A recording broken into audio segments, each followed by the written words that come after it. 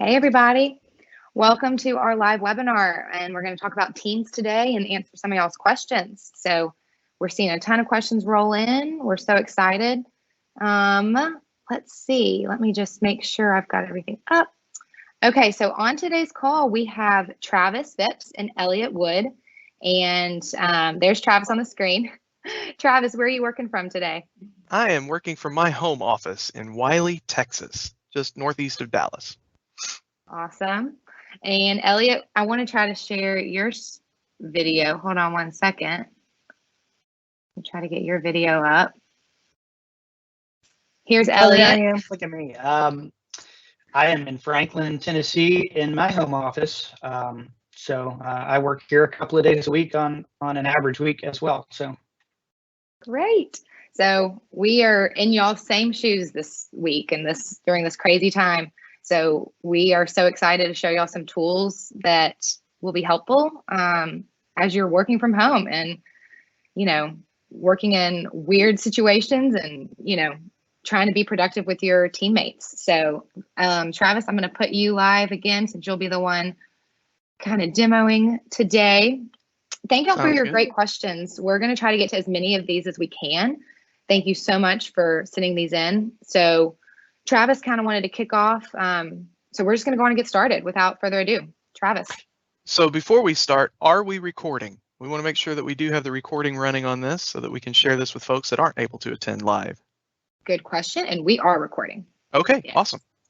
Well, then I will get started. And let me just start with this. Already some great questions have come in. So we've already got some great things to address. And as I talk, any more questions that you have, plug those in. Ellie and Elliot are going to be helping me along the way to make sure that we're picking up what those questions are and doing our absolute best to answer them. I'm sure there are some that are on this call. I've had some folks tell me they're coming to just play Stump the Chump. In this case, I am the chump. And so I'm sure you're going to try to stump me and give me a question I can't answer. I'm sure there will be some, but we're going to do our best and we will find those answers to the things that we didn't know the answer to. Be sure to distribute that later with this recording.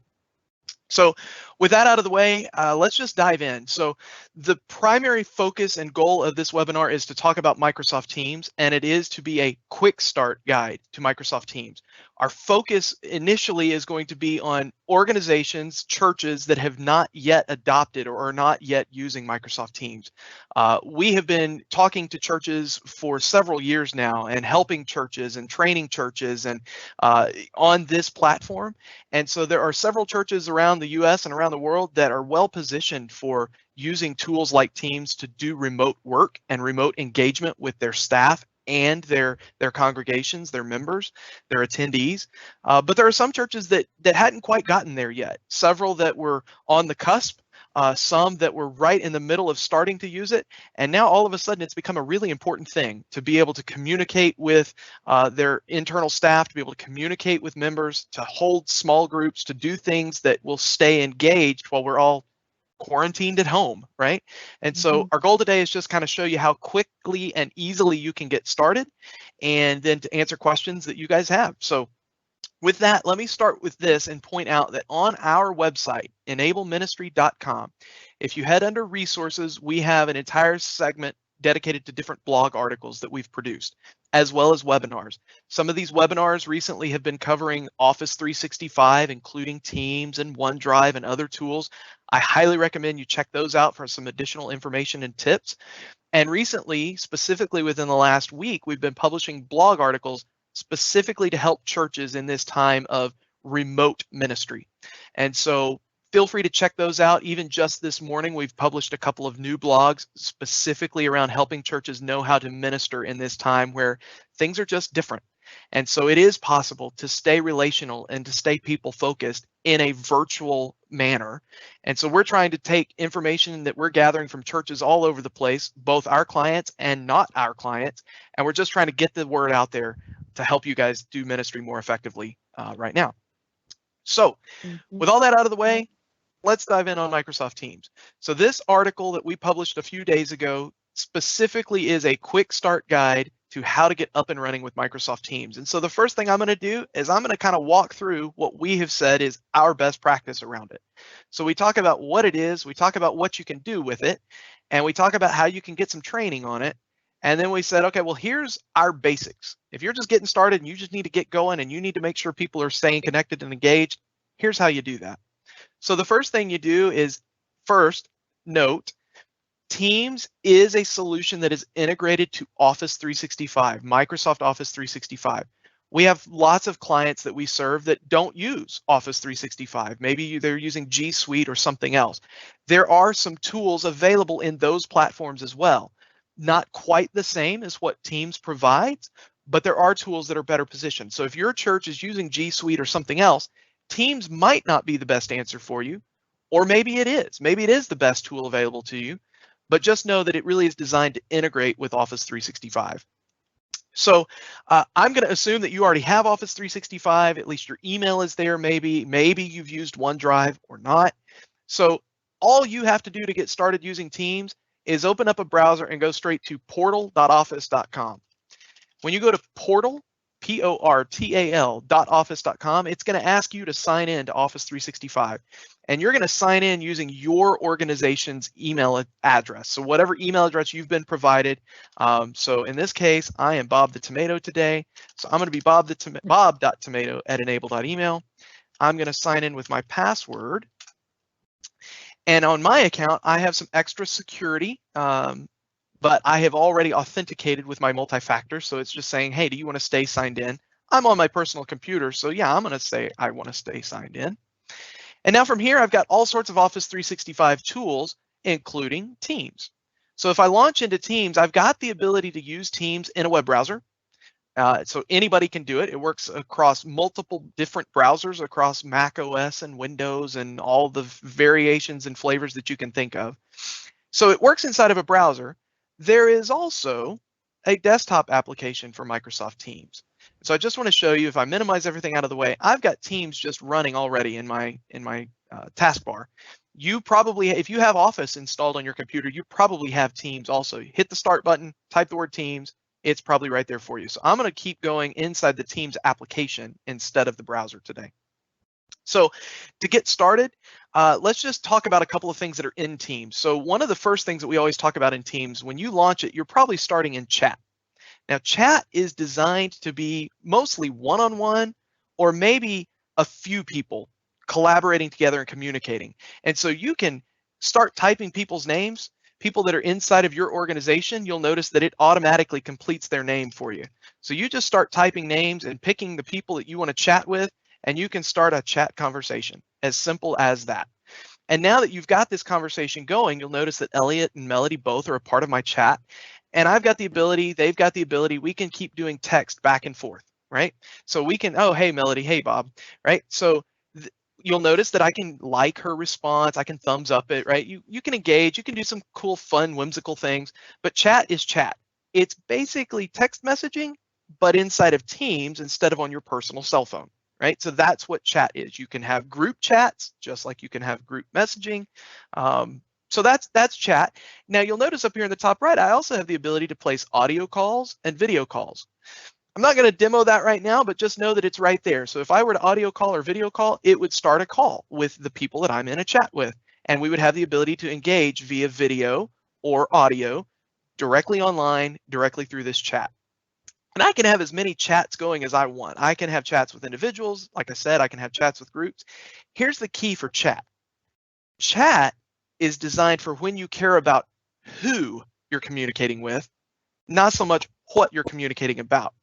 Meaning the conversation that I have in chat may run the gamut. Day in and day out, we may be discussing one thing and then a different thing and then a different ministry and then a different event, right? But our chat history will just always show the conversation that we've had, just like your text message history, right? That's what chat. So chat's about who, when I care about the who, and the topic might be very fluid.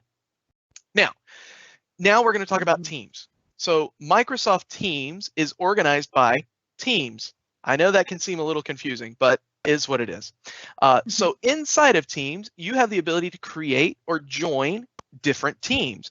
So you'll notice I've got a few teams already available to me that are public. So I see them. I can just go say, you know what, these are public teams. I just want to join them. I want to get right in and be a part of it. But let's say that I wanted to create a team. So again, we're taking the approach that we've never done this before. We've never used Teams. So here's our best practice guidance. We recommend for a church that you start out by creating an all-staff team.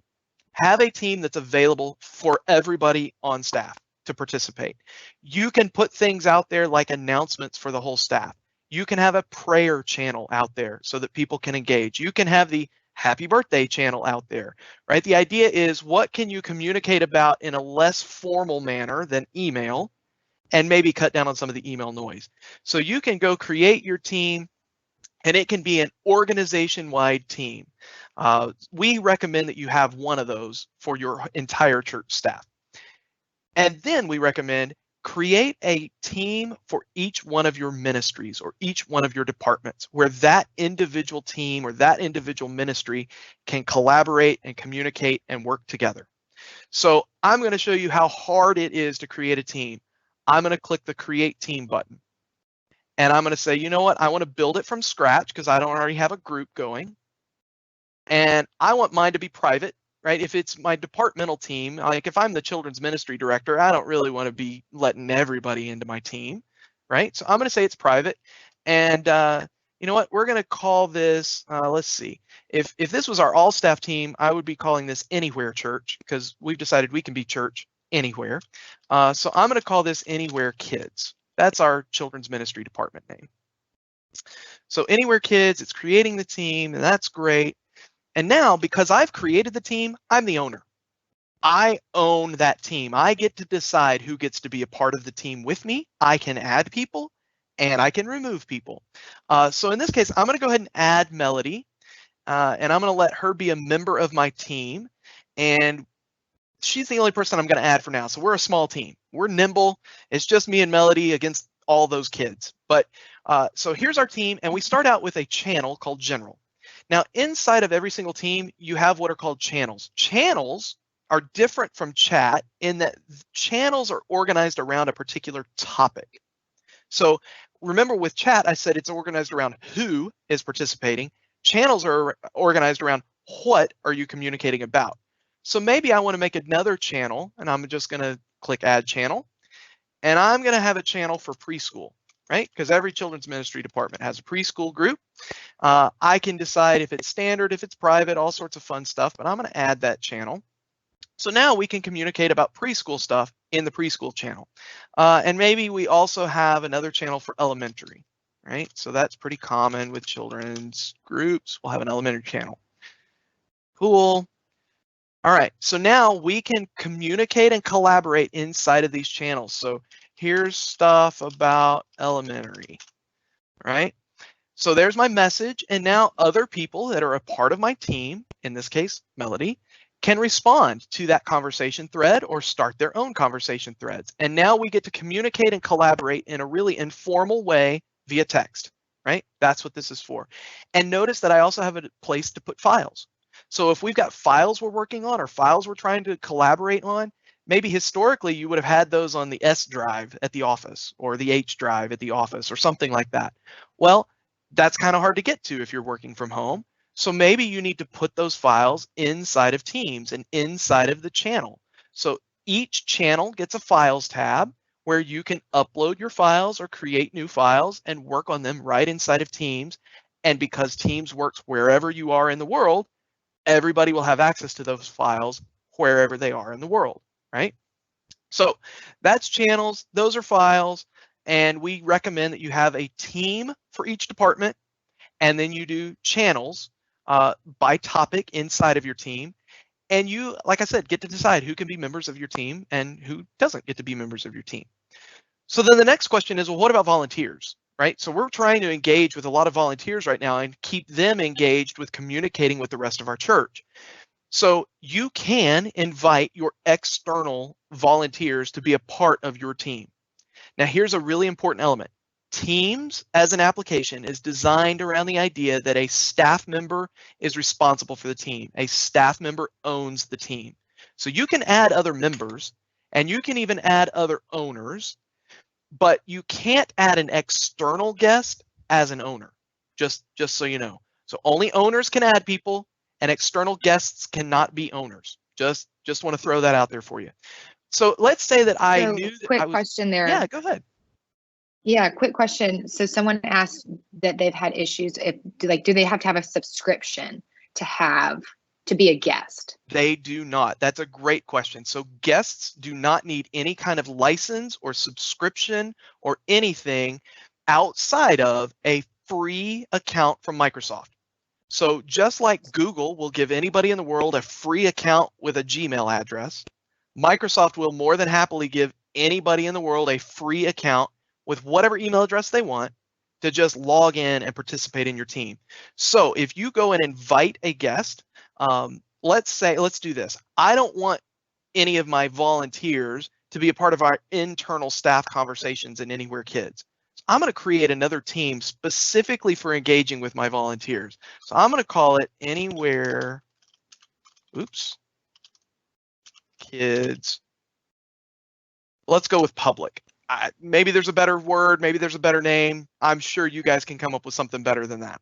But we're going to have Anywhere Kids that's for our staff people. And then we're going to have Anywhere Kids where we can collaborate with those volunteers. So I can invite Melody as a member again, because remember, she's on my team. But I can also invite guests with their personal email address. So here's Elliot as a guest. He has a personal email address, and I'm going to invite him. Now, what happens when I invite Elliot as a guest? He gets an email. And that email is going to say, hey, Travis has invited you, or I'm sorry, Bob the Tomato. Bob Tomato has invited you to join his team. And here, click this link and join his team. And if Elliot doesn't have a free Microsoft account yet, then that link is going to say, hey, Elliot, here, you need to create this free Microsoft account, and then you can log into this team. And that's all there is to it. So now we've got this place where we can collaborate and communicate, and you'll notice that Teams tells me right up here in the top right that I have a guest participating. That's my reminder to be careful what I say and to be careful what files I put inside of this team. Best practice from Enable, your files that your team internally, your staff are using, they should stay inside of your staff team, right? Only put the things that volunteers and external people really should be able to see in any team that has a guest in it. So there's a quick tip for you. That's great. But if you're doing a private chat with someone, that's only between you and that one person. That's not on a channel. That is correct. A private chat is only amongst the people that are in that chat. It is not visible to other people. That's a great point, Ellie. So what you've seen us encourage here is go encourage your staff to create their own teams, right? Maybe you help them create, maybe you create, right? As an administrator, you might create the all staff team, and you might help them create a per ministry or per department team. Absolutely.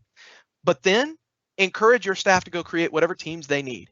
They may need cross-departmental teams because they're working together on things, events, projects, whatever. Feel free. Anybody can create whatever team they want to, right? And then they can add files and they can add members and they can control all of that. A great friend of mine in the church IT world, Jason Powell, told me the other day, he encourages his staff that they are trying to create freedom for their staff inside of a framework. So if you think of teams as the framework around, hey, we want all of our communication and all of our files and all of our collaboration to be in this framework of teams, but we're not going to tell you how to do it directly. We're not going to mandate that you can only have certain groups or certain teams or certain things, right? So I love that comment. I love that statement. It's freedom within a framework. So we're trying to empower you with tools and techniques and things, but let you do what you need to do the ministry that you need to do. All right, so then the last thing I want to touch on is meetings. So the other really great thing about Teams is the ability to schedule meetings that can include internal staff and external guests. So right now today, you all are joining us in a Microsoft Teams live event. It's a little bit different than a meeting because you guys are all on mute. I get to talk, you get to hear us, but we don't get to hear you. Well, that's not a collaborative meeting. It's a live event. It's a webinar, right? It's designed that way.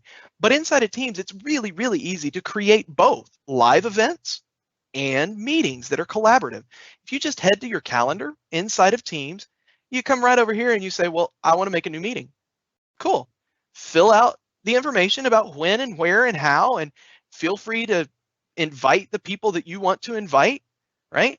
And when you send that meeting invite, now the staff members that you've invited, as well as your guests, your external participants that you've invited, can all join into that meeting. It's really amazing and it's really awesome. And yes, that meeting can include video, it can include audio, it has a chat component, there's a whiteboard, there's all sorts of cool tools that you can use in that meeting. Again, remember, meetings can only be created by a staff member. So somebody that's an internal staff person that is either an owner or a member of that team has the ability to create meetings. Your guests, your volunteers, they can't create meetings. Sorry. This is not the tool for that. So you'll also notice I have this option. Oh yeah, go ahead, Ellie. Can it sync up to your Outlook?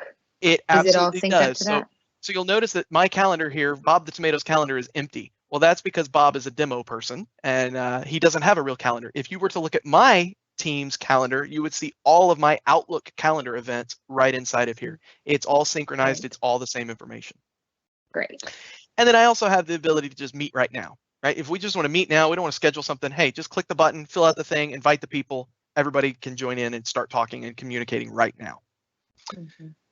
All right. So a quick question on meetings that we did get that I can ask while we're on the subject. Absolutely. It says if someone is joining a meeting from a computer without a camera but with a microphone, will they be able to participate in the video conferencing function with audio only? Great question. So the question in a nutshell is, hey, do people have to be on video or do they have to have cameras? No, they don't. They do not. So if somebody joins from a computer that doesn't have a webcam, totally fine. They will be able to see the other people that are presenting video. And of course, they can participate via audio, via their microphone. But obviously, you can't see the person that doesn't have the webcam, right? And another important point is Teams works on mobile devices as well. So maybe you have team members that have computers that don't have webcams, but you'd really like them to participate, woo, that was hard to say, with video. Well, have them use their cell phone or their tablet device, right? Most of those have webcams built into them, and the Teams mobile app is a great experience as well. So great. Thank you, Travis. A follow-up to that. Jennifer says that we understand that the guests can't create meetings. But then she says, I understand they can't schedule a meeting, but once they're in a particular channel, can they click the Meet Now button to launch a meeting? So in relation to guests. Yeah, so that's a great question. So can a guest be inside of Teams and click Meet Now to start a meeting right away? I believe the answer to that is no. Now, Elliot, I know I've invited you as a guest into our team. Are you at a place where you can confirm that for us, or maybe we can circle back and have you confirm that for us? Yeah, so as a guest, you don't have the ability to initiate a meeting. In fact, you don't have the meetings button or the calls button that a licensed user in the Teams have. So there we go. So there's the answer to that question. Guests cannot start a meeting at all. They can join a meeting that has been started by a staff member. Yeah, I think if you consider it that that the meetings function is under the Teams brand, but it's a different function than the Teams, the Teams threads and file storage and all of those things. Yeah. Okay. Perfect. Thank you for clearing that up. We did just get a couple questions just about people's calendars. Calendars are private, correct? Not everyone can see your calendar. Only you. That is correct. Just like in Outlook, by default, your calendar is private. People can see when you are busy, so they'll just see a block that says you're busy, but they will not be able to see any details about your calendar. Richard is saying he doesn't see a calendar icon. Is that why might that be the case? That's interesting, Richard. If you are an owner or a I'm sorry, Robert. Oh, Robert. Sorry. Okay. Robert, if you are an owner or a member, meaning that you're a full-blown staff member participating in a team, I would certainly expect you to have a calendar icon. I can't explain why it wouldn't be there. My suggestion would be if you're an Enable client, feel free to give our service desk a call. We would love to help solve that problem for you. Yeah, and definitely. If you're not an Enable client, we would love to help solve that problem for you too. I just don't know what to suggest. I'm sorry. We may need to see more about that, Robert. So definitely send us a picture of what you're seeing. That would be great. Travis, what else do you want to get through as we have tons of questions that keep rolling in. What else do you want to Awesome. for sure cover? Well, let me hit a couple of questions that we got ahead of time while you guys Great. kind of help me with what the questions are currently. So we kind of addressed this already, but let me just address it head on. Could a staff member set up a team and then invite a volunteer into the team as a guest? And then would that volunteer be able to invite other people to the team? The answer is no.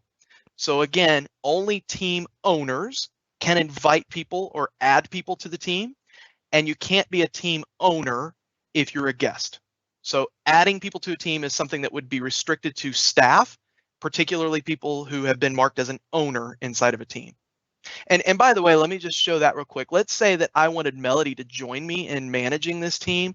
I can go to manage team, and I've got the ability to come down here to Melody, and I can change her into an owner. So I can give her more permission and the ability to help me manage this team by making her an owner. I have that ability because she is a staff member. I would not have that ability if she were a guest. Okay. Travis, I just want to clarify one thing as far as guest access goes, and that is that if you are a guest of a team and you're using one of the free Microsoft accounts like live.com or outlook.com or something, and you're not using Teams as a licensed Teams member, you're a guest of someone else's team, going to Office or going to portal.office.com won't show you Teams in the apps list. So if you're inviting guests, just send them to teams.microsoft.com. They'll be able to log in and see their teams right there. And if they click up on the left-hand side where the waffle is, they'll see whatever other entitlements they have in their Microsoft account. If they've got an Outlook account or other Office 365 subscriptions that they're subscribed to, they'll see those there. But they're not limited to using the functions that you've put in your team. So as Travis showed you, files and other plugins that you might put across the top in those tabs, they can use those as a guest. But that's one little nuance of how they log in. Great. Good point, Elliot. That's great information, Elliot. So here's another question that we had.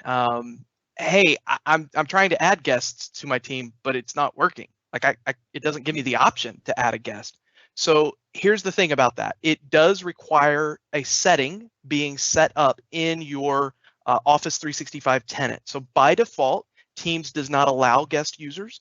Now, if you are an enable client, we have already turned on that feature for you. We have done that globally for all of our clients. We feel like it's a viable, valuable feature to have. But if your tenant does not yet allow you to put guests into a team, then you would need to work with whoever your Office 365 administrator is and ask them to enable that feature. It's really straightforward, really easy. Basically, you go into the Teams Administration Center and under org-wide, in fact, I think I have it open. Well, I don't have it open anymore. Under org-wide settings, there is a place for guest access, and that's where you would grant access to allow guests. Now, here's a big tip for you. When you turn that on, unfortunately, it doesn't happen instantaneously. We have seen it take up to 48 hours sometimes for that functionality to actually become engaged inside of Teams.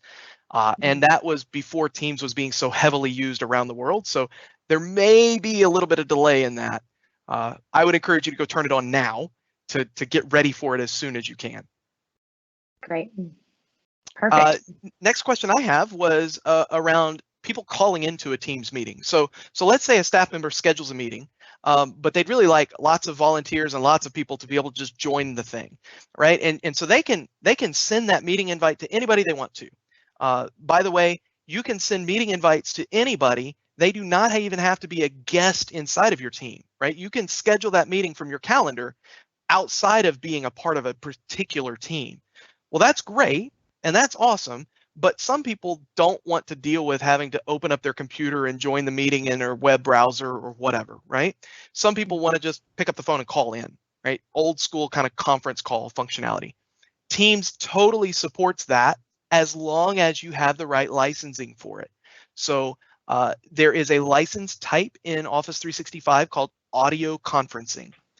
For a nonprofit, it's $1.60 per user per month, $1.60 for a user each month to have the ability to schedule a meeting that includes audio conferencing. So if you don't have that ability, or when you schedule your Teams meeting, you don't see a dial-in phone number being listed, then talk to your Office 365 administrator. If you're an Enable client, hit us up on the service desk. We'll happily work with you to get approval to add that license for you. That's great. Makes it really, really simple. Quick, well, two things here, Elliot. There's a couple of just simple questions that you would probably be able to answer if you don't mind, maybe chatting people, and then just to get their answers quickly, in case we don't get to them today. Sure. And then Travis, quick note on there, or quick question someone had: can an outside guest use a cell phone opportunity rather than use an email? So I guess instead of inviting them to a meeting through an email, can you attach their cell phone number? I think that's what they're asking.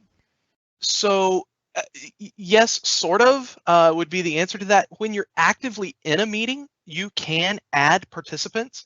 And you know what? This is a live demo. This may totally fail on me, but I'm going to try it. So you saw me go to calendar.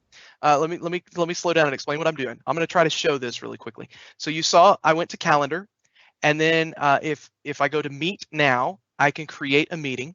All right, and so we're just going to call this a meeting with Bob the Tomato. By the way, my laptop is to the right of me, so that's why it looks kind of funny. Sorry about that. Great.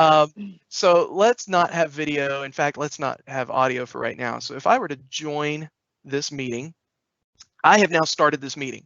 Well, now I can invite people to join me. Well, that's cool. And look, it helpfully opens up the people panel. So I can start inviting people. I can start typing names of people that I want to invite, and it will start calling them.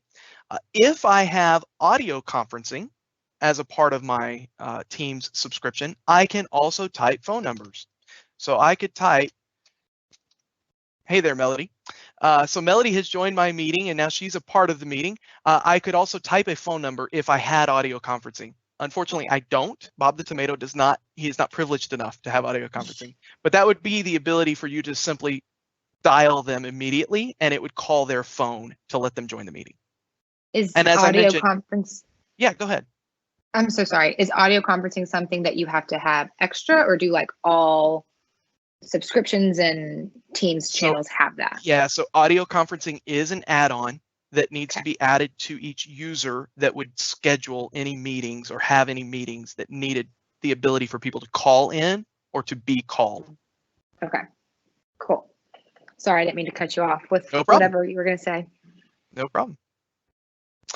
One of the questions we got early on was, what are the inherent differences between Skype and Teams? That is a very broad question. The shortest answer I think I can give is this: Teams is the replacement for Skype for Business. Now, Microsoft, their marketing department, God bless them, they have decided that they love to call things the same thing, whether it's a consumer product or a business product. So we have Skype, which is a consumer personal product, and then we have Skype for Business. Skype for Business is being replaced and supplanted by Teams. Teams is the go-forward solution. Skype Consumer is really a very different product that works in very different ways that really doesn't have a correlation to Teams at all whatsoever. So thanks, Microsoft, for making that confusing. Great. Here was another question. I think this is a great one. So people that have participated or used Teams might be familiar with the idea that, hey, Teams can get noisy, right? You got people chatting with me all day long, or people having conversations in a channel all day long. That can get to be really a noisy experience, because every time somebody notifies or tags me in some way, I get a notification. So for instance, if Melody were to send a chat message to Bob the Tomato, hint, hint, Melody, what we'll notice is that as I'm working and I'm doing things inside of Teams or inside of other parts of my computer, when Melody sends me that chat message, I'm going to get a notification about it. So I'm going to have a little number show up here to tell me there's a new message. I'm also going to get a notification down here in my bottom right corner telling me about it, and it gives me a little ding sound. And every time she sends me a message, or every time somebody chats to me, I'm getting notifications and I'm getting dings. That can get annoying, right? So the cool thing is, we can control that a little bit on a case-by-case basis. If you just have that one really noisy coworker, you can come hit the dot, dot, dots and mute them. So now when they message you, no notifications, you just get a little thing. So you'll notice here's my notification. Hey, Bob, can you chat from Melody, right? I had not muted Melody. I had muted my conversation with Elliot and Melody, see, right? So if somebody were to post inside of there, I won't get that notification. So that's one way I can control the noise. The other option I have is up here in the top right corner. If you click on your little personal icon, it might be your picture or it might be your initials, you can come here to settings. And then inside of settings, there's an area for notifications. And you can do all sorts of customization around, hey, if somebody sends me a chat message, do I want no notification? Do I just want a banner? Do I want it to send me an email in case I didn't notice it after a couple of minutes or a few hours? Right? So there's lots of control that you have over what notifications you individually get from Teams. You also have that control on a mobile device because, again, the mobile app has notifications as well, and you can control those there. As far as communication inside of a channel, it's important to know that day in and day out, as people communicate in a channel, you are not getting notified about it. You'll see that the text of the channel name will turn bold so that you know activity has gone on in there, but it's up to you to go look at it whenever you care to. The only way you get notified from a channel is if somebody tags you or tags the channel. So you'll notice right here, it says, hey, you can start a new conversation or you can type @ to mention someone. So I could say, hey, @Melody. And you'll notice if I pick her, now it's going to notify her that somebody mentioned her name, right, specifically. But I also have the ability inside of my channel to say, hey, @channel, and I can tag or notify the whole channel. So let's say I'm making a really important announcement inside of the channel and I want to make sure that everybody sees it. I can @ the channel, and that would notify everybody that's a part of the channel, not just an individual. So you can mention to notify people, but individuals also have the ability to control those notifications like I showed you. Great. To take a step further, you can also send it out via email. Doesn't each channel have an email? I don't want to get down a rabbit hole. Yes, they do. Since you asked the question, I'm going to show it. So every channel has an email address capability. So for instance, if you're really a heavy email user, but you want to make sure that it goes into Teams also, you can come over here and say, well, I want to get the email address for this channel. And then you just copy that email address and you can paste that into any email you want to send. And yes, these email addresses work both internally and externally. So we've seen some creative uses. Let's say you want to scan into a particular channel. Well, your copier could send the email to this address and it would go into the channel for you. I think that's helpful for people, again, using volunteers, but also wanting like maybe internal, like to get it in their Teams channel. So, you know, it's a great use to kind of get your email in there without having to do it twice. Next question I have was around file safety. Hey, are our files safe if we put them inside of Teams? And if we delete them, what happens? So my answer to that is that security is a foundational element of the Microsoft Teams system. Microsoft takes security and data security extremely seriously. There is a reason that, you know, many or most of the Fortune 500 companies around the world use Microsoft Office 365 and rely on it for their data storage and security and collaboration. So our feeling is that if governmental organizations and corporate organizations around the world are trusting Microsoft, then we feel like churches can trust Microsoft as well. They have a great proven track record of really taking security very seriously. And they have a whole lot of money and resources and expertise to apply to that often aren't available to individual churches. Even as awesome as Enable is, I would put Microsoft's security engineers probably ahead of our own in their skill set and their capability. And so we do put a lot of trust in them, but we think that that is well-placed trust. They have a ton of information online. Feel free to look that up. They talk about it all the time. And as far as deletion, if you decide, hey, look, I don't want something in there anymore and you delete it, just know that files do go to a recycle bin. You can purge the recycle bin.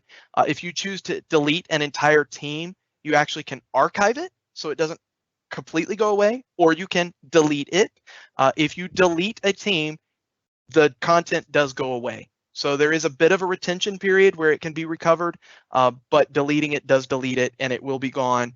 And if you didn't back it up, it would be gone forever at a point. Great. One more thing on the security piece. So because your teams, your individuals, your staff are being empowered to create their own teams and be owners of their own teams, keep in mind the security of your data is up to you. So if you go add members to your team that maybe shouldn't be trusted with that information, well, that responsibility rests with you. So the people that you invite to participate do have access to all the things in your team. So from that security posture, you're in control of how secure it is. Great. Perfect. What else you got, Travis? I've got a couple. We're getting a lot on SharePoint and documents, but if you have something else you'd like to cover, let's go. SharePoint and documents, bring it on. So just kind of all wrapped into one.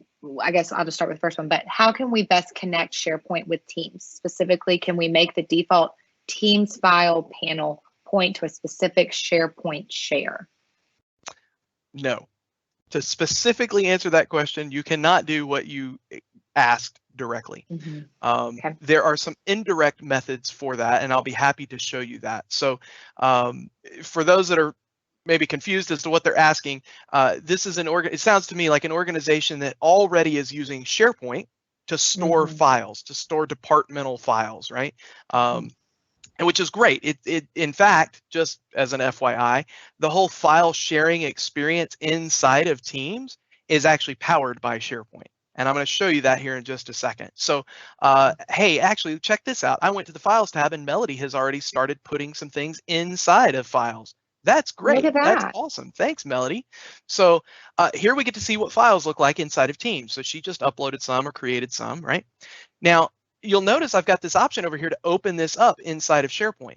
So if I wanted more functionality than what I see visible here, I could actually click Open in SharePoint, and that's going to open up my web browser and take me into SharePoint, into the actual SharePoint site where these files are really being stored. Exact same files, just a little bit more of an experience that gives me some more functionality that's not available directly inside of Teams. Okay, so then the question was, well, what if we already have stuff in SharePoint and we want it inside of Teams because we don't want this whole back and forth thing? Here's what you can do. It's not the most awesome thing ever, but this is what's available today. You can come choose this option to add cloud storage. And depending on the settings, you may have multiple options here, but SharePoint is the option that we're talking about right now. So we can add a SharePoint site. So it's saying, well, here's some relevant sites that you have access to. Now, unfortunately, Bob the Tomato, he's new. He doesn't have access to anything yet. So I don't know how far I can take this, but if I had a particular URL, so let's say that I already knew the SharePoint site that I wanted to add, I could type that in right here and hit go. Or if Bob was a member of other teams, other groups that already had some sites, those would be listed. If I followed that process through, and I wish I could show that completely to you, but if I followed that through, what I would end up with is a folder entry that basically is just a shortcut to that SharePoint document library. If I clicked on that folder, I would see all those files inside of Teams, but it won't replace the Files tab. So people could still put files inside the team as well as inside that SharePoint folder because it would just show up as a folder. I hope that makes sense. If it doesn't, feel free to reach out and we're happy to help clarify. That's good. So to that point, you might have answered this, but would it be a good idea to upload all of their department files into Teams, or is that not necessary because of this? So that's a great question. Our recommendation, our best practice for churches right now is that we feel like Teams is the best go forward platform for file storage and collaboration and communication. And so if you've not done anything in SharePoint or Teams yet, we absolutely recommend you go create a team for each one of your ministries, and you encourage them to go upload all of their files and folders right inside of Teams. That is our best practice recommendation. Now, many churches some that are our clients that worked off of our recommendations in the past of using SharePoint are kind of in this place where they're going, well, all of our stuff is already in the cloud. It's in SharePoint. We already do that, but we also like Teams. Well, that comes back to the question I was just asked. Well, how do you kind of integrate those experiences? You can integrate the way I just showed you. You can also just say, you know what, we're just going to take all of our things out of SharePoint and we're going to move them to Teams. That really is probably a department by department, a church by church kind of decision to make about what's best in your particular circumstance and situation. But definitely in this time where we're all having to work remotely, not having access maybe to the S drive or the H drive or that shared network space, at least those files that you actively need right now for this remote ministry, this church anywhere experience, you probably want to be copying and uploading those into Teams. That's great. Elliot, thank you for answering some of those questions and publishing them. So he's publishing your questions so that you can kind of see other people's questions and answers in case they are relevant to you. On that note, Travis, about documents in SharePoint, someone asked, if I upload a document, can I limit the people who can update the document? I would like certain people to update it and other people to only see it. Man, you guys are coming with the hard questions today. All right. Yes, you can control that. It does take a little bit of work. So let's step back and say any file that you add to Teams, by default, everybody in the team has the ability to edit that document, right? So this minute to win it sign up document that Melody uploaded, I can edit it. Elliot as the guest, well, I'm sorry, Elliot's a guest in Anywhere Kids Public. He's not in here. But if this were in an area where guests had access, they would also have the ability to make changes to those documents. So let's say that we didn't want that. We wanted to make sure that only Melody could update this one. Well, that can get a little tricky, and directly inside of Teams, we don't have an option for permissions or changes or things like that. If you do want to do that, you can open this inside of SharePoint. You can come over here to the document. Man, you guys are really going to put me on the spot here. I've got this ability to manage access. Now, when I choose that, you'll notice what I get shown. I can see that Anywhere Kids visitors, members, owners, they all have direct access to this file. But I could change that. I can come in and say, well, we're going to stop sharing it with these people. We're going to remove their access. So I could take all the access away from everybody, right? And say, well, they don't have access anymore. And then I can come back in here and I can change it by giving them access and deciding if they can edit or just view, right? So I remove their edit access and then I share it back to them with only read only or view access, and leave my owners or leave my individual people who can make edits to be able to do that. So yes, you can do it. It's called breaking inheritance. It is possible. It's a little advanced, but there you go. It's doable. Great. All right. These are great. Travis, I'll give you a quick breather. Thank you. I know grabbing some water. Yes. You're doing a great job. These are awesome questions. And we will not be able to get to all of them today. So quick little 10 seconds just to say we will get to them and try to type out answers and post them on a blog with the recording of the video. I'm sorry, of the webinar. Okay. Yes, Elliot. Yeah. So one thing I've just seen a few questions in here about, could we use it for our small groups or other teams where somebody that would be managing the team is not necessarily on staff. So our recommendation right now is to try and keep it as simple as possible and not be setting up accounts for all your volunteer leaders or your small group leaders. There's a tool we really like that we hope they don't get too overwhelmed and all of the people trying to figure out the same problem right now. One thing I think I'd note is that every platform in the world right now, whether it's Microsoft or Google or Facebook or Zoom, they're all about to experience just unprecedented scaling. So, don't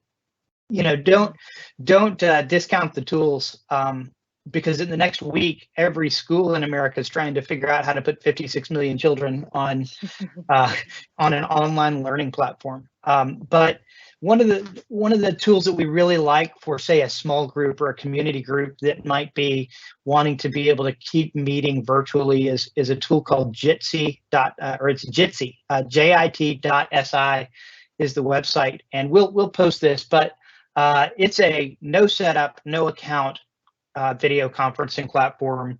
All you have to do is, have your people go to Jitsi and enter the name of your meeting. So maybe I come up with a meeting called Elliot's Group and enter that, and people can just jump right in. Travis is sharing the screen to that right now. But and then the other thing that you may consider, and this would just be a choice that you have to make from a management perspective and how you're going to support things, is you may have in this case right now a group of, say, task force leaders in your leadership teams, your volunteer leadership teams, or your officers, or whatever kind of leadership you have, that you may decide we want to give a license to our chair people of these teams and let them manage their own team in Microsoft Teams. And you can do that. Right now, Microsoft has kind of suspended licensing for those things for, I think, 6 months. If you decided to keep those types of licenses in place after everything blows over, I think it's $3 a month per user for those types of licenses for volunteers and that sort of thing. So you kind of have to consider, how long do we want to support these kind of things, and what Pandora's boxes do we really want to open right now that may become permanent as things go on. So those are just a couple of notes that I see a couple of themed threads going. Right.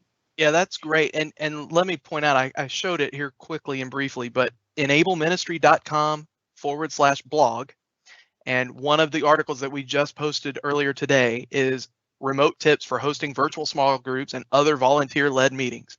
And so we talk a little bit about, if a staff member is leading it, Teams is a great option, right? And it works really well. If you're a G Suite shop, there's some options using Meet, Google Hangouts Meet. But if they're volunteer-led, Elliot mentioned Jitsi. I will note that we got this URL wrong, and that is totally my fault. It is actually meet.jit.csi. So we will fix that very shortly. But then Zoom and even Skype. We talked earlier about consumer Skype. There is a free option of using Skype. And so there's some different tools, and we'll keep updating this as we learn about new tools that churches are using to effectively do exactly that. Definitely. So Travis, that kind of gave you a breather to kind of look through some of the questions, I bet. Maybe not. Do you see any on there that kind of have a relevant theme? I am still seeing some on just like specifically like best practices for channels and stuff like that. Is there any in here? Yeah, so I don't have the ability to really see it easily since I'm sharing my screen. So yeah, let's talk about channels. So what kind of questions do we have about best practices around channels? Yes, let me find it. Where did it go? Okay. Okay, let's see. With a certain ministry that we work with, each meeting has we have a small group supervision. Can I set up 4 groups that would include me as the staff member and then have all 4 meetings at the same time? Yes. Yeah, so if I understand the question correctly, basically you're saying, hey, look, it's a staff-led, staff-organized thing, and so you want to go schedule all 4 of those, but it's really different groups of people that are going to meet simultaneously at the same time. So you're not necessarily going to actively be participating in all 4 of them, but you want to coordinate it, organize it, schedule it, and then let everybody just join in to have the meeting, whether you're there or not. Yes, you can do that. Now, you cannot participate actively via Teams in more than 1 meeting at a time. I have learned that the hard way more than once. Even on a webinar, I have accidentally gone to make a call one time, and I'm like, oh, I just left the live meeting. So just be aware of that. You can only actively be in 1 Teams meeting at a time. But yes, you could have multiple meetings scheduled essentially on your behalf where others could be participating. Great. Good answer. Good job. Okay, another one on teams. Should we have only one team for the staff with lots of different channels or different teams for each ministry? So that's a great question. Our best practice is, yes, you should have an all-staff team. And if you're a smaller church, it may make sense to just, a smaller staff, it may make sense to just have a channel for each department or each ministry. The key to that is to remember that any files that you put in your channel, everybody that's in the team has the ability to see and edit. Now, again, small staff of 10, maybe even 20 people, that may be totally appropriate. Everybody may always work together and collaborate together anyway. So maybe that works for you. I will say, as you scale and as you grow, I think you will find benefits to having unique and separate teams where you only add the members that need to be a participant. By having it as one team just with channels, that can have the appearance of a lot of noise that people don't care about. So if I am in student ministry, I really may not care about what's going on for the finance team or for the facilities team, but I'm going to see that bold showing up, conversations going on, and it's a distraction, right? So it may be more appropriate to have that broken apart by team. Our best practice generally is break it apart to where each ministry gets their own team. But you need to do what works best for you and your organization for sure. Good job. Good answer. This is the next one. If I'm chatting with someone and we add another person to the chat, can they see the previous chat history or only the part? Oh, that's a good question. I love that question. Sorry, I talked right over you there, Ellie. No, you're good. So here was the question in a nutshell. Hey, I've got this chat going with Melody, and now I'm going to go add somebody else to this conversation, right? So I'm going to come up here and I'm going to say, well, I want to add people, and I'm going to add Elliot to this particular conversation. No, you know what? I already have Elliot. I'm going to go ahead and add Ellie to this conversation, right? So here we go, and I'm going to add her. Notice it started a new conversation because it recognizes that the conversation that Melody and I had going still needs to stay confidential to just Melody and I. So adding a new person does not give them the ability to see the history of your conversation that you had going before in chat. Now, that's a great distinction I want to make. That's true for chat, but that's not true for a team where the idea is you can add people anywhere along the way and they can follow up from the past stuff, right? So if now I was ready to add Ellie as a member of the Anywhere Kids team, then when Ellie gets into this team, she will absolutely see all of the conversations, all of the history that's been a part of these channels, because that's what I want. I want to be able to add somebody to the team and then have access to all the other conversations that we've had in the past. So now when you add new team members, you don't have to go forward them a bunch of old emails. They can just see it all because it's all in Teams. Great. That's an awesome question. Love that one. Okay. Kind of taking a shift. This one says, if I create the church teams in my role as church administrator, can I pass off the teams to a specific minister and be removed from the team at a later time? Absolutely. So I showed you that anytime you create a team, you're going to be the owner of that team. But let's say that the time has come that I am now moving on and I'm not responsible for children's ministry anymore. I got promoted to facilities director, right? So if I was promoted from children's director to facilities director, then maybe it's time for me to relinquish ownership and maybe even get out of this team. I showed you earlier how I was able to add Melody as an owner. I was able to change her from a member to an owner, right? Just by hitting the drop down. So now Melody has the ability to kick me out of the team because she's an owner, so she can get me out of it. I also have the ability to leave the team myself. So if I just choose to leave it and say, yep, I'm done, I'm out. Melody is an owner, so she can totally take over all the ownership responsibilities. Great. Perfect. Okay, this one is the next one. If we set up a meeting in calendar, is it automatically a video call? If not, how can we schedule a video call for multiple participants? Great question. Meetings can be audio or video or both, and each person that joins the meeting gets to decide whether they are presenting their video or not, and whether or not their microphone is turned on or is muted. So meetings You don't have to specify them ahead of time. Each person that joins gets to make that decision in the moment when they go to join. Perfect. We do still have a bunch of questions. Travis and Elliot, I don't know if y'all still have time to crank through some of them. I know if you guys work, so I'm y'all good are to free. keep going. I think Great. let's keep going. get 'em. And if people keep asking questions, we'll keep doing our best to answer them. And for Great. those that have to go, I totally understand that. Thanks for joining us. We'll post the Yes. recording later, and you can follow up on the questions that maybe you haven't seen us answer yet.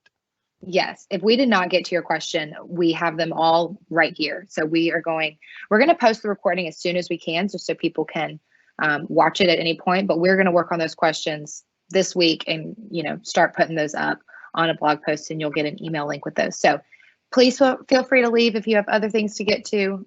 We appreciate y'all being on, but we're going to keep going. And Hey, I'm answering just some of these. curious, Ellie. Like, what's our user attendee count? What are we at? Or what did we get to? We hit 100, and Oh, we've wow. had 82. We have about 82 people right now. Awesome. Well, there you go, guys. So, and I would say we had about 50 questions come in. So Awesome. Hey, yeah. Melody, can you go ahead and add me back to that team that I just left and left you ownership of? Because I feel like I might need it here to answer some questions. That's great. Okay, let's keep rolling and answer some of these people's questions. Okay. If a user disables Teams so that it no longer auto starts, and if I send that user a message, will he or she get some sort of message on screen, or do I have to call, email, text them to launch Teams? Great question. So here's how that works. If you send someone a message in Teams and they don't have the application open, either on their cell phone or their desktop or whatever, they will not get any kind of immediate notification. They will get an email shortly. Now, that can't be controlled as far as you can't decide how often you get those or things like that. But when you have been away from Teams for a while, you will notice that you get emails in Outlook that says, hey, here's some stuff that's been happening in Teams since you were here last. It will highlight things that have happened in channels you normally participate in actively, and it will absolutely include things that people have chatted to you individually. So they get an email to prompt them, but it won't be real time. Okay, great. Also, I have to apologize. My husband's making lunch and I'm right here in the dining room. So you're going to hear the microwave and everything happening. Hey, we are working remotely. That is remote Yeah. life. We are remote live right now. He apologizes. So, okay. We got a couple questions on Teams versus Zoom. So I guess they're referring to that kind of as meeting, like for having meetings. So yeah, this one says, is Teams better than Zoom? Team versus Zoom? What's the difference? So Travis, any thoughts on that? Well, so first I will say, I wouldn't call either one of them better than another. I would say that each of them has their strength and each of them has their weakness. I think the biggest thing would be that Zoom is a meeting platform only.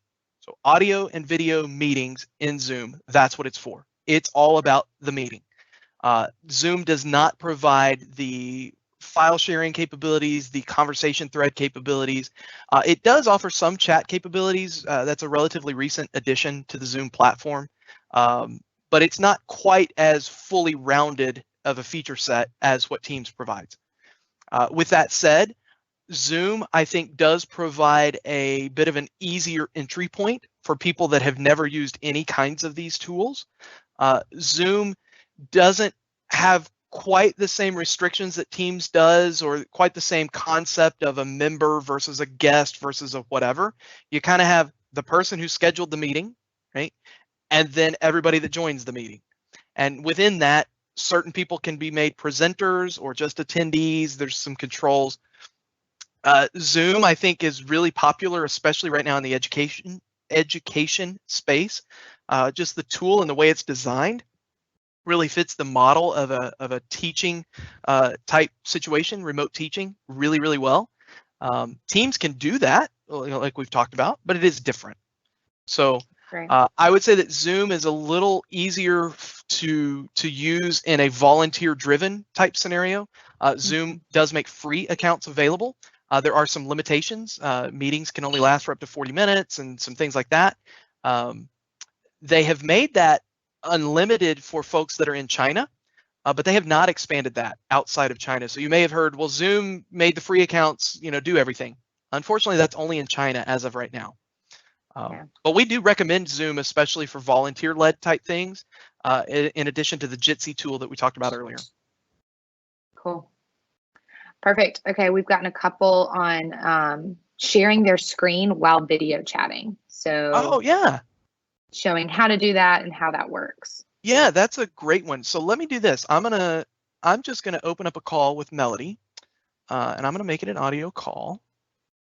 So we're gonna start out with no video. So you'll notice that it is calling Melody. You probably can't hear in the background. My laptop that I'm demoing from is actually dialing her and ringing. Okay, so Melody has answered the call. So she's a part of the call. You can see we've got a call timer running. Now we could totally turn on our cameras. So I'm gonna turn on my video. So you can see me. Hi, right? So Melody has the ability to turn her camera on or off. Remember, individuals can control that for themselves.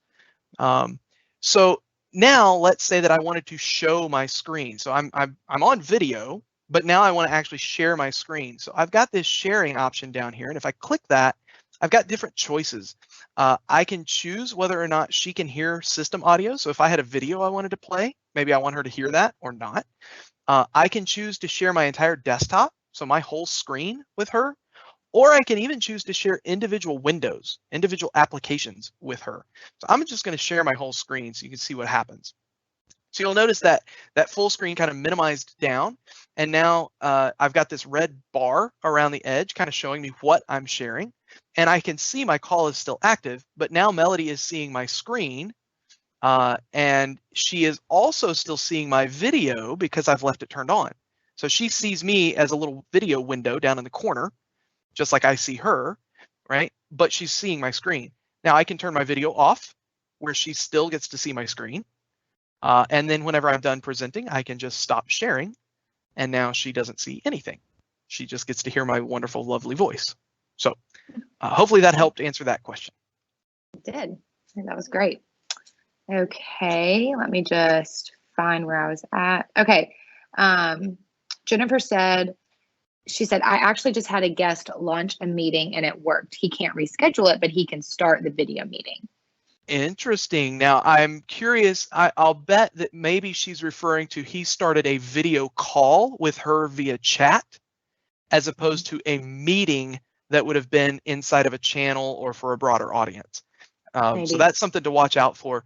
Really, a chat call can have video and audio, and a guest can do that. Some of that's actually going to depend on that guest that was invited on whether or not they have an Office 365 account with Teams. And I know that's really complex and confusing, but what happens there is a fully federated experience of one Office 365 user talking to another Office 365 user, and there is a broader availability of features than if they were using a personal account tied to like, Gmail or something like that. So cool. Feel free to explore. I love that, Jennifer, and thanks for sharing that, because what that shows is there is a lot of capability that sometimes it just comes down to you trying it and seeing what works for you and your church. Yeah, for sure. Can you briefly review how to create a new team? Yeah, absolutely. So inside of Teams, I'm going to choose the Teams icon to get into that area. And right here at the bottom, join or create a team. I'm going to click that. It gives me this pop-up where there are teams that are publicly available for me to join. And I can create a team just by clicking create team. And then I just walk through answering the questions. Normally, we want to create private teams.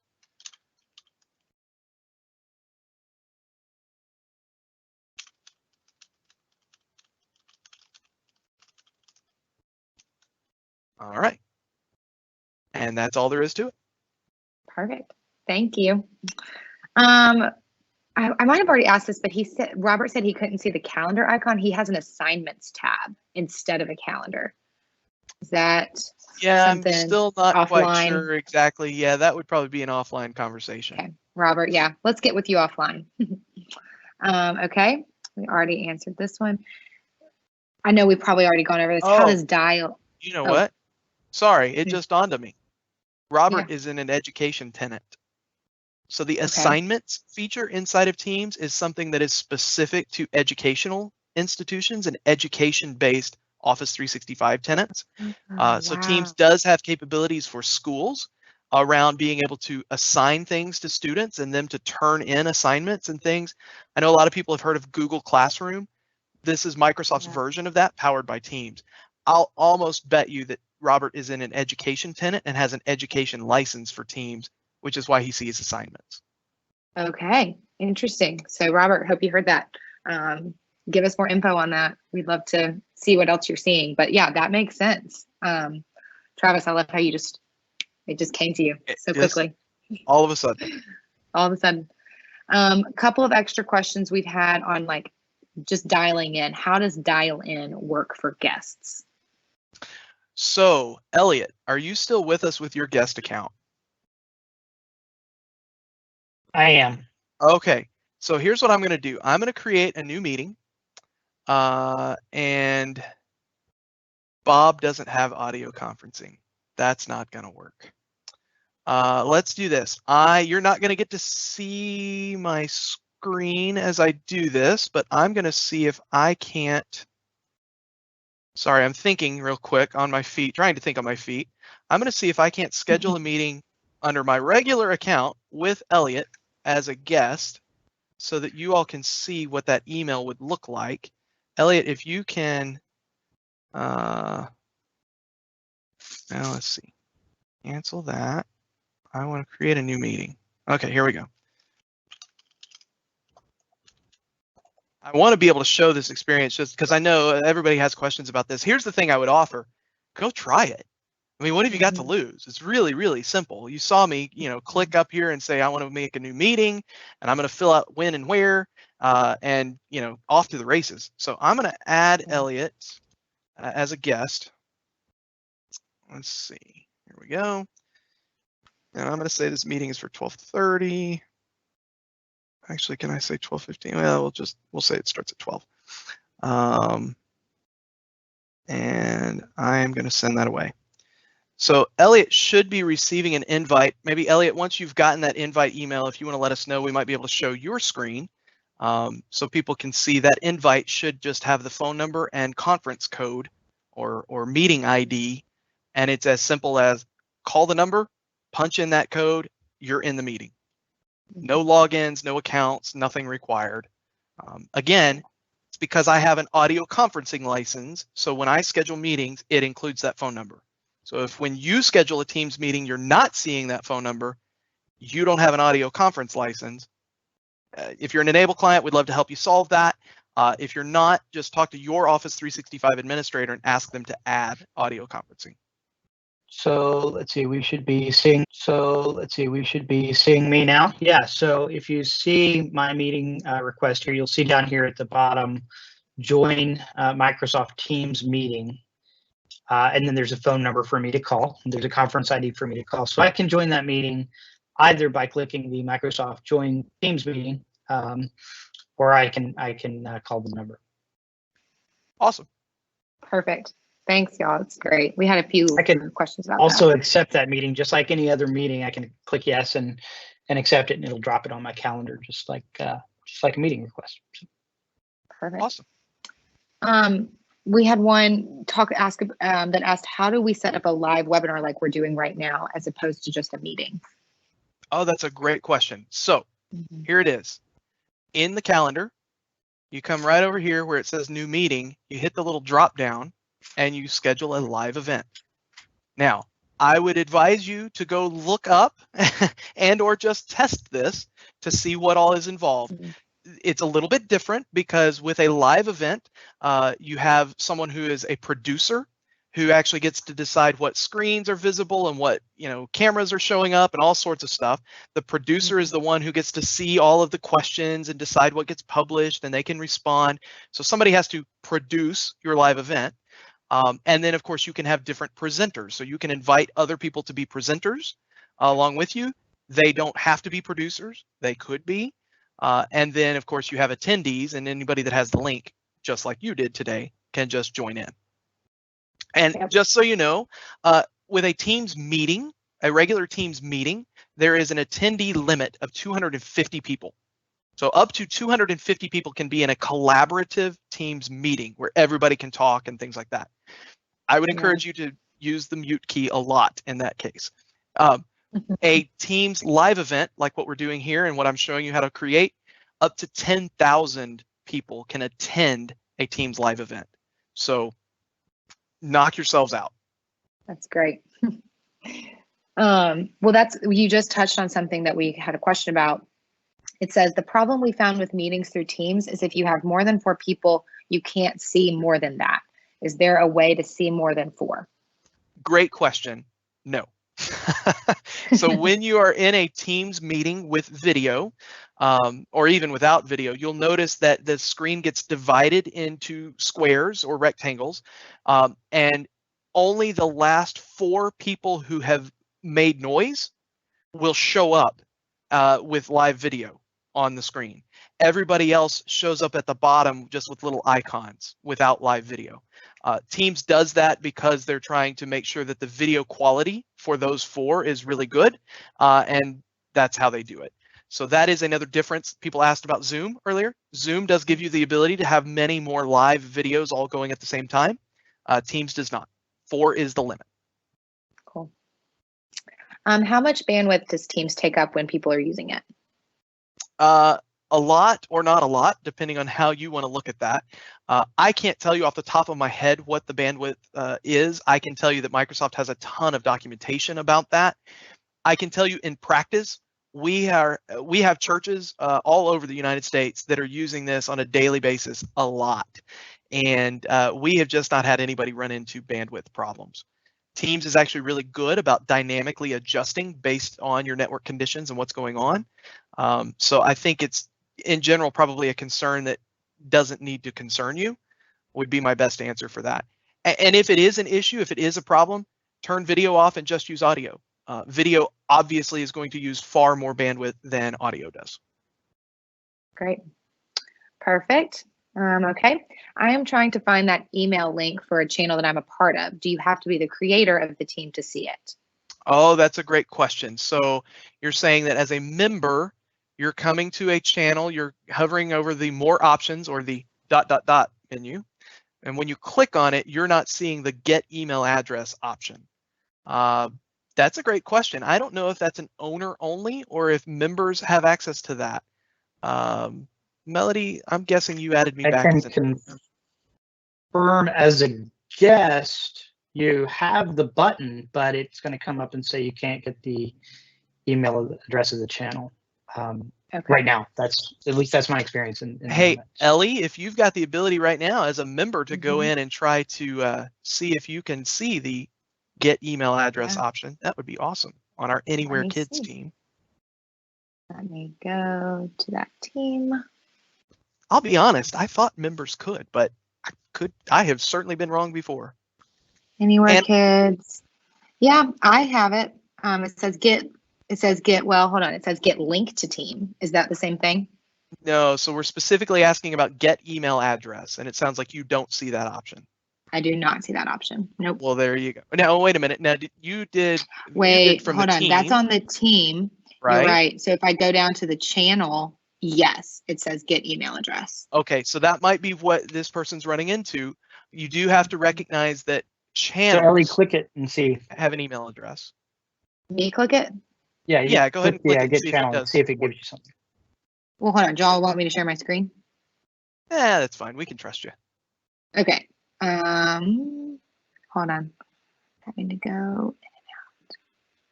Get email address. And when you click it, does it give you an email? Yeah. Address? Okay. It does.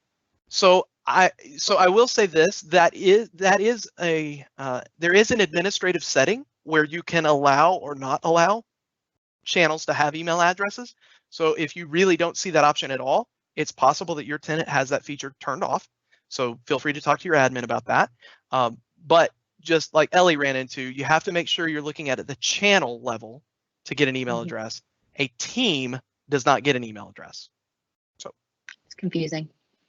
You also have the opportunity in a setting somewhere, I can't remember exactly where it is, to decide whether that email address can receive external emails or not. So, Yes. so if you're really, if you know, an example of why you might want to do that is you might want to have a email address that you post to your website on, with a link to ask a question about something, and instead of having that question go to someone's email or a shared email account or something, you just want it to show up in the thread.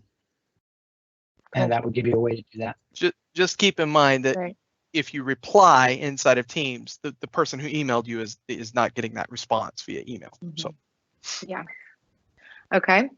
This one asked, can I have file sharing with one person to edit or add information, and then for them to send it to another person to add additional information, and then back to me with updates and or changes? Oh, that's a great question. So that's more around collaboration. And let me talk to that in this way and say that with Teams, by storing your files inside of Teams, you don't really have to pass the file around anymore. So the great thing about Teams is when your file is stored here, it's stored here. And from inside of Teams, then you can share that file with other people. You can copy a link and make it, give it to somebody else that's a part of your team. If you go and open inside of SharePoint, you can share that file even with people outside of your team. And you can give them the ability to edit that file and to make changes to that file. And the really awesome thing is every time somebody makes a change, it just creates a new version inside of Teams where you always have version history available. So I don't know if I'm set up necessarily. Let's try this. If I open this file, you'll notice by default it opened inside of Teams with kind of a limited basic version of Word. But I do have the ability then to come over here. Oh, yeah. Right, so here it is inside of Word. I do have the ability to say, you know what, I want to just open that up in my desktop Word app. So I'm going to choose that option. So here we go. It's opening up inside of Word. Okay, cool. So it's telling me auto save is turned on because it's inside of Teams. Now, any change that I make is going to automatically be saved for me. I don't even have to hit the save button. I can just close it and I'm done, right? My changes were saved, right? So I'm done. Okay, so I'm gonna say I'm back in here. And I want to close this because I want to show you a couple things. Number one, notice that there's my changes inside of Teams, right? So I'm going to close the document real quick. And you'll notice this didn't refresh for me, but if I kind of flip over to something else and come back to it, you'll get to see, oh, it hasn't. Oh, yeah, I'm sorry, I missed it. My file's up here. Bob the Tomato, edit, minute to win it, right? That's cool. So, all right, that's kind of awesome. Now, if I come back in here and I open the file again, so there's my changes. And if I come back into my desktop app, inside of Word, I can come up here and I can see that it was last modified just now. And when I hit that drop down, I've got this option for version history. And when I hit version history, I get to see every version of that file. So I see the one that Melody originally put in here, and then I get to see the one that I modified. And I can open the previous versions and see what it looked like. And I can even restore that version to be the latest and greatest version if somebody messed up the file along the way. So by participating on editing this file through Teams, because it's in Teams, it's automatically versioned for me every time somebody makes changes. So I don't have to go email an attachment to somebody and have them send it back or send it to the next person or send it to the next person and then me get all those versions back and I have to figure out how to put them all together. I don't have to do any of that.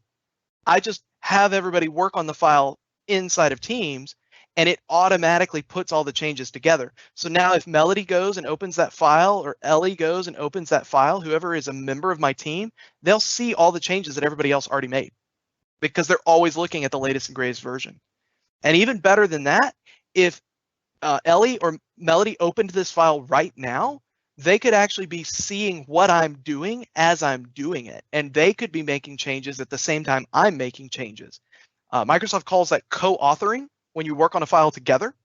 And it's really cool because the version history keeps up with all of it, right? And so you can always go back. So yes, in a roundabout way, you can do what the question asked was, hey, can I work on it? And then somebody else works on it and somebody else works on it. But it's even better than that. You don't have to do it where it's one person at a time. You can just have everybody work on it all at the same time and everybody sees all of the changes together. And then there's nothing to merge when you're done. So I hope that answered the question. Mm-hmm. That's great. This is kind of in that same line of thinking. If using a team for file storage instead of SharePoint, can you sync those libraries via OneDrive client like you can with a normal SharePoint library, so that you can see the team files in Finder Explorer? Yes, you can. So what that person is referring to is this sync button right here. So it's great to say, hey, look, all of your files are in Teams and you can get to them from everywhere, and that's awesome. But you might have noticed that it's a little different. It can be a little clunky, like opening the file, to open it in Word, to make the changes, to say, like there were a lot of extra button clicks. I'm kind of old school, and I kind of like to just use File Explorer, and I just want to come in here and just see my files and work on them right away. You can absolutely do that. So Bob on this computer doesn't have OneDrive set up yet, but here's how this works. Inside of any one of your file areas, you'll have a sync button. You click the sync button, and what happens is an application that's actually called OneDrive, the OneDrive app, will launch on your computer. And if you have not yet signed into or used your OneDrive, you'll have an opportunity to get that set up. So here we are, my very first time through. I'm going to sign in. And by the way, if you already have OneDrive on your computer and it's already syncing your things, then you wouldn't see all of this. So here we go. It says, okay, well, your enable folder is here. I'm going to say, okay, next. I'm going to say next, next, next, next, next, next, next. There's all sorts of great information about how OneDrive, the app, works and how it does what it does. I'm not going to worry about the mobile app right now, but remember, there's mobile apps for Teams. There's also mobile apps for OneDrive, so all your files can be there. So now I'm going to open my OneDrive folder. And when I do that, here's my File Explorer. And now notice my organization, which is called Enable, is over here in the left inside of File Explorer. I didn't have that before.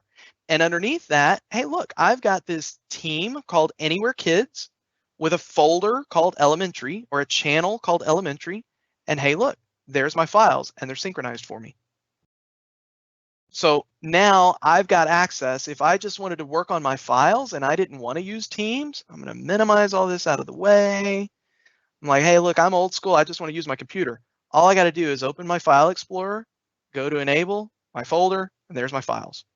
And that minute to win it sign up sheet is right there. I can double click. It opens Word, and there's my file. Hey, look, Beautiful. Melody's in here too. She's working on it right now, same as I am. So if we hang out here and she starts making changes, this is co-authoring. That's awesome. And that's a question we got actually. If 3 are working on the same document, how does it know which version needs to win the final version? Oh, that's a really good question. It's magic, and there's fairy dust involved, and it's way smarter people than me that have figured that out. Sorry, I can't tell you exactly how it functions. I can tell you that what you'll see is it does a really good job of it. And when it can't figure it out, when it can't decide what thing is the latest and greatest and which is the best and whatever, it comes back and it tells you that. And it says, hey, which one do you want? So, so there's Melody making changes in our document right now. So cool. Hey, Ellie's going to make a cookie face. That's awesome. She did what? Ellie is going to make a cookie face. It says so right here. You signed up for it. Oh. Love it. That's great. Okay, couple more. Travis, you're doing great. Take a sip of water. Take a breather. You're crushing these questions. These are a lot. Elliot, do you have any insight into any of these that you wanna add? So I think one of the questions is there an easy process to upload an entire folder of files from our server drives? And there's a couple of ways to do that. And some of the questions to answer which way to do that are how many files are there and what are the sizes of the files. And one way to do that would be to click on the sync button that Travis just showed you to the folder, and then copy and paste via your File Explorer the same way you would copy and paste any other time. That has a downside because now you're syncing, everything that was in your server folder to your personal computer. There's also, the ability to drag and drop and then to choose and upload. Travis, do you have some other ideas on better ways to do that? Yeah, so some administrative ways, but yeah, so this one gets really broad really fast. If you're an IT kind of guy or gal and you're asking that question, you might be interested in mover.io, or you might be interested in the SharePoint migration tool.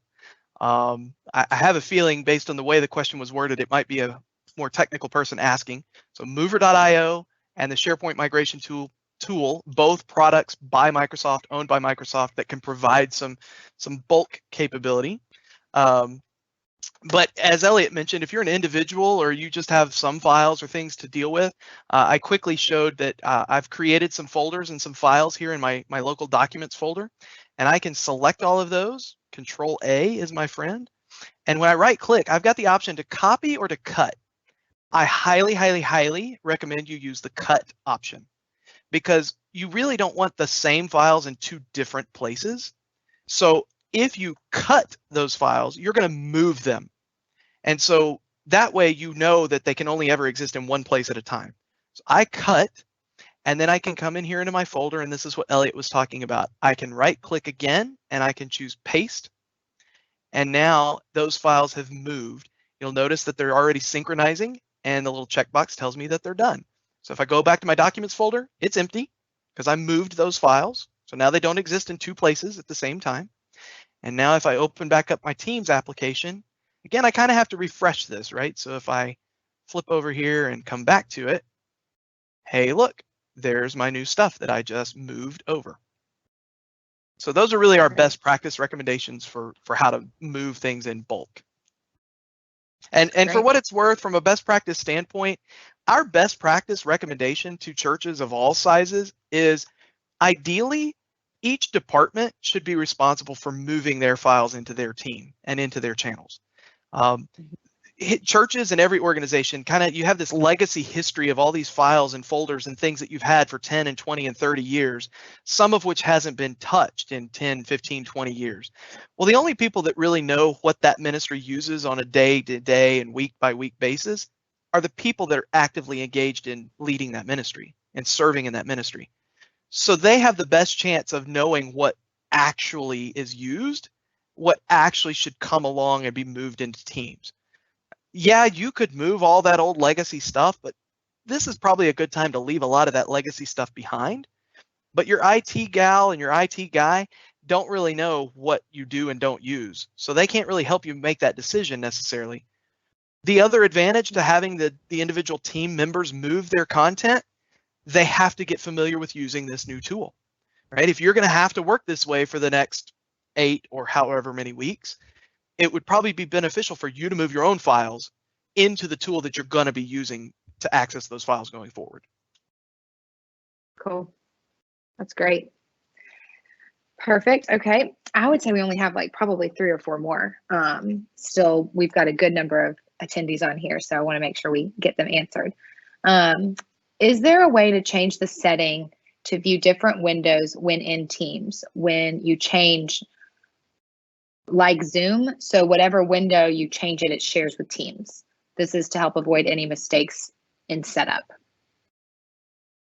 I don't know that I fully understood that question. Elliot, did you understand what they were asking there?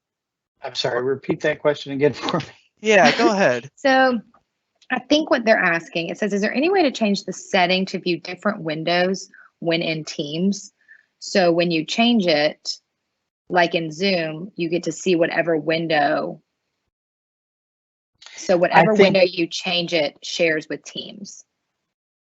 Okay, yeah. So when you're sharing, I think what they're saying is when you're sharing your screen, can you choose to share one screen or the other screen? So if you've got a multi-screen setup, multi-display setup, can you choose, screen 1, screen 2, screen 3, or just an application window? And the answer is yes. If you want to share just your left screen, you can share just your left screen. Or if you want to just share your browser, you can choose the browser you want to share.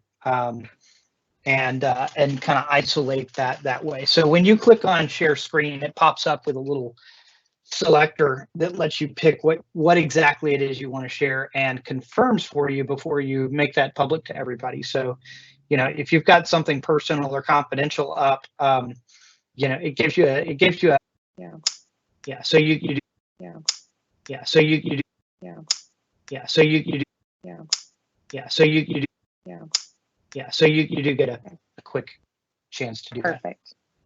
I Perfect. kind of showed that just a little bit there. So right now I just chose to share just this Word document.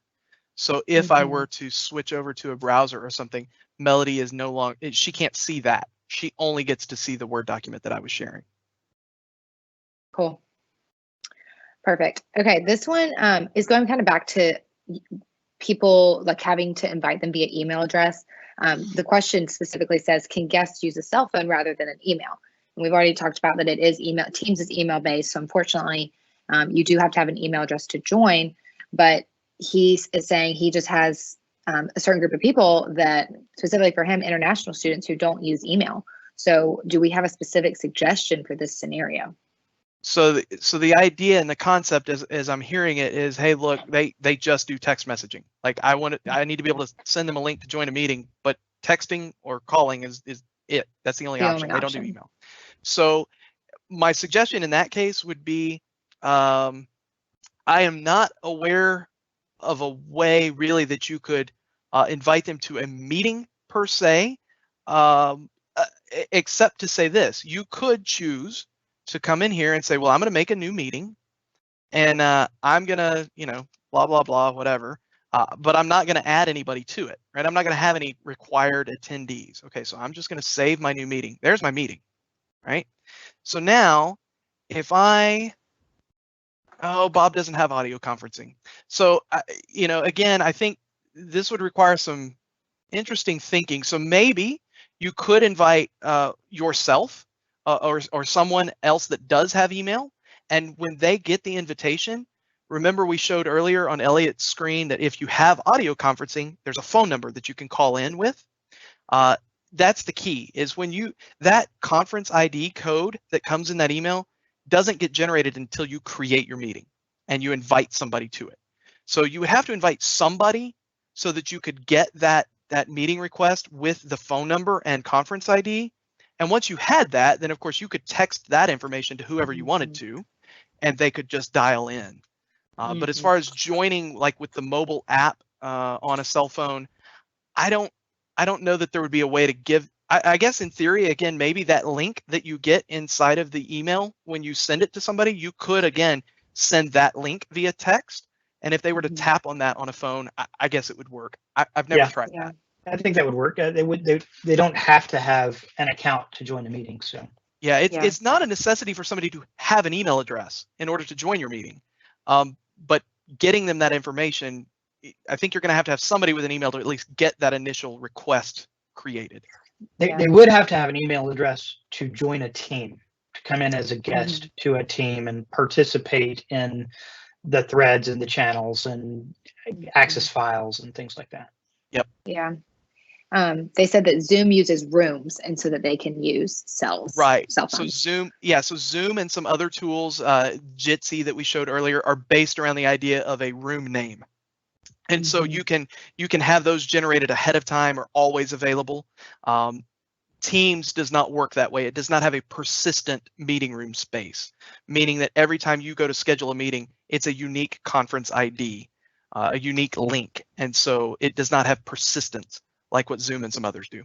It's a great point. So I think this brings up a good strategy question, right? He's wanting to do what's best and, go off what he's an enabled customer, right? So we're saying use Teams. That's, that's your Microsoft is your thing. But in his scenario, it just doesn't work. So what's y'all's advice kind of with a situation just like this? Yeah, so you absolutely need to use the tools that are going to meet the needs that you need to solve. 100%. We think that Teams is an incredible platform, especially for your internal staff collaboration and staff-led meetings as much as possible. Certainly for file storage and things like that, we would highly recommend this is the framework. give people freedom inside of the framework to create their own teams, to put their files in, but encourage your staff to be putting everything in Teams and OneDrive so that your organization still has access and owns that data. Resist that urge to potentially use Google Drive or Dropbox or consumer tools that are not a part of your organizational technology strategy. But when you have situations like this where you need to engage with international students or whatever the situation is, Zoom may be your better choice, or Jitsi may be your better option. I can tell you for my wife leads a girls ministry at our church that meets every Wednesday night. But now they have to figure out how to do things online. They're going to use Jitsi because it's simple, it's easy. They feel like the parents and the kids can easily join in, and they're going to do collaboration meetings and things because that's going to work well for them.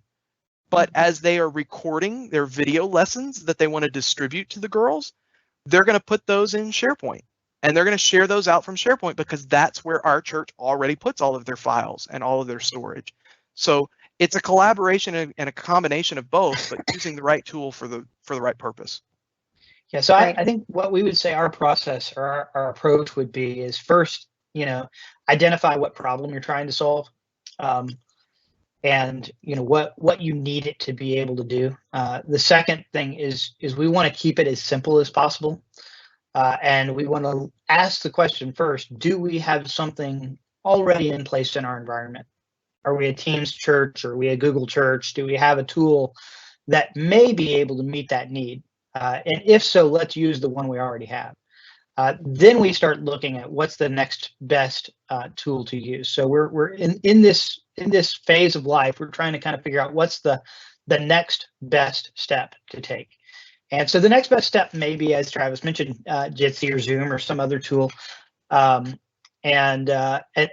we would absolutely say within our best practices that would be the best practice is to extend that. And there's also just considering the tiers of groups. So, kind of concentric circles. You've got staff, then you've got staff and core leadership or lay leadership people that are involved. And then, next circle might be less leaders, but volunteer people and small group leaders and things like that. And Teams is probably not the best tool for all of your, small group leaders that are operating very organically with their small groups, because we don't want to increase the overhead of managing and supporting, 50 new accounts or 100 new accounts in Teams, and people that need to have password resets and training and everything. So the beauty of some of these other tools is they're really ad hoc and can be set up with no setup, no account, no setup. And literally on Jitsi, it takes under 10 seconds to set up a meeting and be active and operational in your meeting. So cool. That's great. Marvin let us know Zoom has eliminated the 40-minute time as of today. They had some announcement today. So I looked as of last night just to make sure I was still right. And now Marvin gets to show me up that I'm behind the times. Things are changing so fast. That's great, Marvin. Thanks for sharing that. That's great to know. Yeah. Okay, 3 more questions as of right now. When using a team for shared storage, can you sync those files via OneDrive client like you can a normal SharePoint library, so they are accessible offline and in Finder Square? So we've kind of already answered this, but I feel like that's the one that we just answered. Yep. Okay. Yeah. Perfect, so inside of Teams, you're in your channel, you go to the Files tab, you hit Sync, and it does synchronize using the OneDrive app on your computer to keep everything in sync between what is going on in Teams and on your local system. Absolutely. Yeah. Okay. And then these two, somehow they might have gotten lost. They were kind of answered at the very beginning. So several times I've added someone outside the organization using their preferred email, and they received an error message, which resulted in me having to invite them using an old email that they had previously used to sign up for Microsoft. Is there a way around that? So it sounds to me like somebody has a Microsoft account using a particular email address that maybe they don't use anymore. And so then you've invited them using their new preferred email address, but they're still trying to use their old Microsoft account, which is attached to their old email address. So the fix to that would be they should go update their Microsoft account to have whatever email address they prefer to use. Short of that, Yes. they could create a new Microsoft account using that new email address if they wanted to. Yeah, so I saw a case of this yesterday in my testing. I have a Gmail address that I use for spam, and I invited it to a team as a guest. And when I click the link and then go to log in, it prompts you to create an associated Microsoft account. And the associated Microsoft account that I have linked to that Gmail account is not the live account that I was trying to use to log in with. So at that point, it has associated. I think I have my work address associated with Gmail, and so that did cause a moment where as a end user, I've got some cleanup that I would have to do, and so the challenge on this is, unfortunately, probably every situation is different, and different relationships, and that would be the same, by the way, if you were using any other sharing tool that had to do something like get an address going. So That's great. Well, guys, that was it. Yay! Thank you all for answering, thank you for answering those questions, and thank you all for asking them. Thank y'all for sticking around the extra 45 minutes.